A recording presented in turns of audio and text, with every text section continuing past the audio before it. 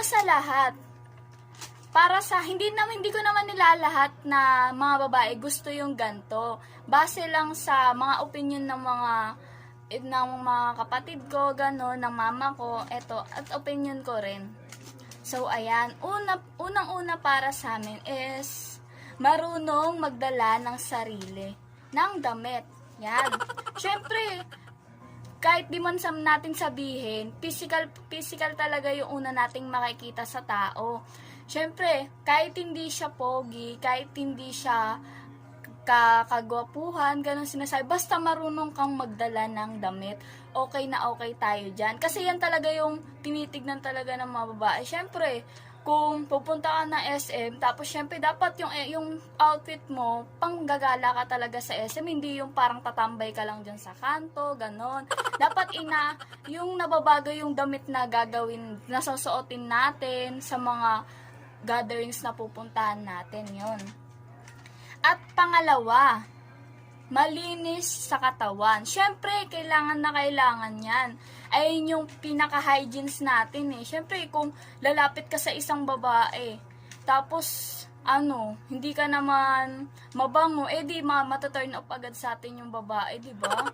Ganun yung, syempre kung mabango ka, syempre, ay, ang bango naman nito, ganyan-ganyan. O, di ba? Yun agad yung masasabi ng babae sa isip-isip nila. Pero kung mabaho ka, lalayuan ka pa, hindi ka pa lalapitan. So, ayan. Pangatlo, yung may sense of humor. Yan. Ay, sa karamihan talaga ngayon sa mga babae, gusto nila talaga yung may sense of humor. Yung hindi ka man gaano kagwapo, basta napapatawa mo yung isang babae, yung napapasaya mo siya, ayun, nagugustuhan nila agad yung ganun. Kaya nga, di ba sabi nung iba, love is blind.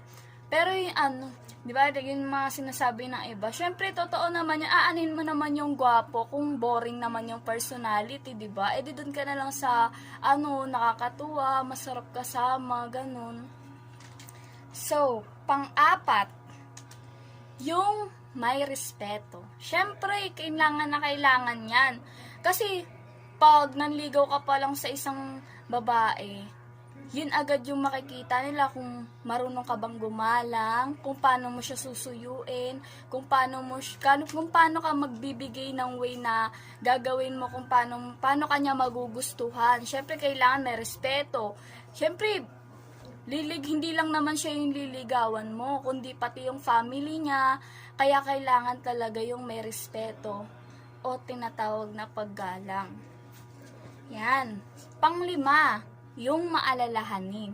Syempre, yan talaga yung mga, yung gusto ng mga babae, yung caring, yung, kumain ka na ba? Saan ka pupunta? Mag-ingat ka palagi ha? Ganyan. Syempre, yan yung mga, syempre yung mga babae, onting sabihin lang ng iba, sobrang lumalambot na agad yung puso nila. Kasi kaming mga babae, guys, tawag doon, onting masabi mo lang na maganda, onting ang babaw sobra ng kaligayahan ng mga babae, onting mag-effort ka lang na tanungin kung kumain na ba siya o kung anong ginagawa niya, natutuwa na agad kami kasi syempre alam namin na inaalala nyo kami, ganun. So, ayan. Pang-anim, marunong sa gawaing bahay. Yan, totoo yan, guys. Kasi hindi lang naman dapat talaga ang babae ang marunong sa gawaing bahay. Syempre dapat sa panahon ngayon, marunong na rin ang lalaki na marunong na rin siyang sa mga gawaing bahay, 'di ba? Kasi hindi lang naman dapat talaga ang babae yung marunong. Paano kunwari nagkasakit yung asawa mo, yung babae? Sinong maglilinis ng bahay, sinong magluluto, sinong mag-aalaga sa baby niyo, 'di ba? Yung mga ganun man lang, syempre hindi dapat lahat talaga yung girls. Kaya dapat boys, marunong kayo sa gawaing bahay. So, next is pang-pito, may pangarap sa buhay. Syempre guys, syempre mga friend, kailangan talaga may pangarap tayo sa buhay. Hindi lang basta pangarap lang natin yung girl na makuha natin, na mapasagot natin, na maging jowa natin. Kailangan syempre may pangarap ka sa kanya, may pangarap ka sa sarili mo, may gusto kang makamit. Syempre gan kasi guys, mas maganda talaga yung hindi mo lang pangarap yung girl, kundi may pangarap ka rin sa kanya. Ayan. So, pangwalo, madiskarte. Syempre, kailangan yan sa panahon ngayon kasi taghirap ngayon, 'di ba? Tas ECQ pa, kailangan talaga madiskarte ka sa buhay. Paano na lang kung hindi ka madiskarte, di magugutom yung liligawan mo, magugutom yung pamilya mo, ganyan. Syempre, kailangan talaga yan sa buhay ngayon, lalo na at napakahirap guys ng buhay ngayon. So, ayan. Pangsyam, marunong makisama. Yan yung pinaka talaga, pangsyam para sa amin. Kasi syempre, hindi lang naman yung girl yung pakikisamahan mo, kundi pati yung family niya, pati yung relatives, pati yung mga kaibigan niya. Dapat lahat yun marunong kang pakisamahan yun. Kasi dun mas nakakadagdag points yun sa mga babae kapag marunong kang makisama. So, number 10. Last but not the least, syempre guys, yung ma-effort. Yan. Ayan talaga yung para sa akin kasi, pang 10 lang siya. Kasi syempre, hindi naman kasi lahat ng lalaki ma-effort na ngayon. Kadalasan puro salita na lang, puro mga magandang salita na lang yung sinasabi, pero wala nang effort.